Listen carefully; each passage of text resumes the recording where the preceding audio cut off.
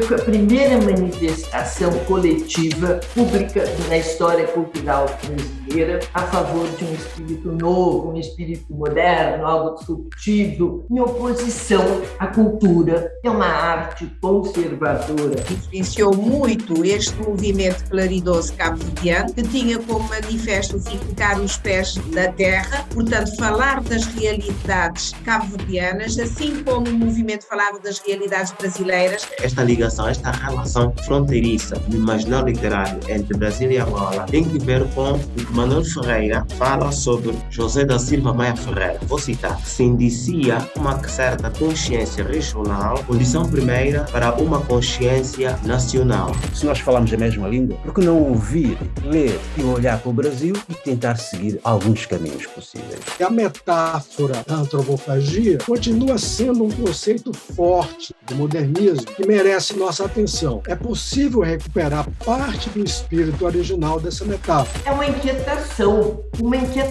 que às vezes as pessoas passam a ter sobre como uma coisa muito de marasmo, parada, perdida, atrasada. Me parece que era esse sentimento que existia nesse momento, onde essa inquietação, as pessoas sempre sentem primeiro que são os intelectuais, os escritores, os poetas, os pintores. Eles percebem isso. Ninguém consegue dar o nome certo, eles conseguem expressar na arte. E são esses livros, esses autores e essas notícias que Baltasar Lopes, um dos grandes mentores do movimento Claridade, que é o movimento que vai sofrer o impacto do movimento modernista brasileiro, ele diz que chegam-nos fraternalmente às mãos por sistema de empréstimo. Percebamos que este link entre Brasil e Angola, ou vice-versa, tem um diálogo mais relevante, que tem que ver com o movimento dos novos intelectuais de Angola. A literatura moçambicana de língua portuguesa, como dizia, aliás, como a brasileira e muitas outras, nasce e desenvolve-se no âmbito de uma situação colonial, a reboque, portanto,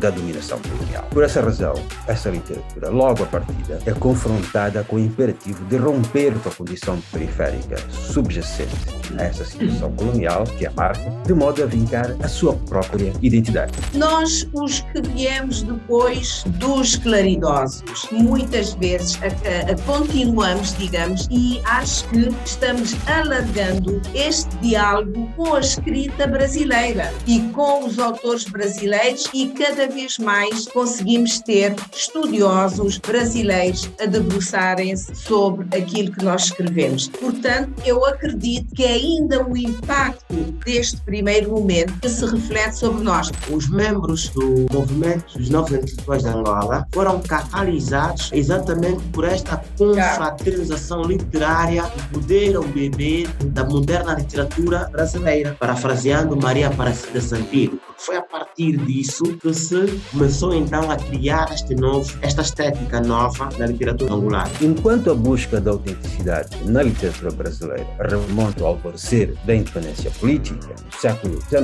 e toda uma experiência adquirida ao longo desse processo, que veio a refletir-se inclusive na Semana da Arte Moderna de 22, experiência responsável pela incontornável posição de referencialidade que a literatura brasileira ocupa no seio das chamadas literaturas emergentes. Na literatura moçambicana, essa busca ainda reflete o desejo de afirmação e consequente ruptura com a hegemonia dos cânones europeus dominantes, situação já alcançada pela brasileira. A antropofagia está obcecada pelo tema da identidade cultural nacional a partir de nós, cujas fronteiras são nacionais e multiétnicas. A primeira pessoa do plural, sujeito e objeto do manifesto. Daí que se cria, é o diálogo, é a reflexão, é a disputa. O impacto da literatura da Semana da Arte Moderna em Moçambique vai ter também uma característica política. Quer dizer, Moçambique e não só, alguns outros países de língua portuguesa aqui em África pensaram assim. O Brasil está a mostrar que tem a sua literatura, que é uma literatura brasileira, com características próprias, que absorve as suas representações a partir da sua própria realidade. E neste diálogo mais relevante que eu chamava entre Brasil e Angola, o movimento dos novos intelectuais de Angola procuravam fazer uma espécie de naturalização do imaginário literário local.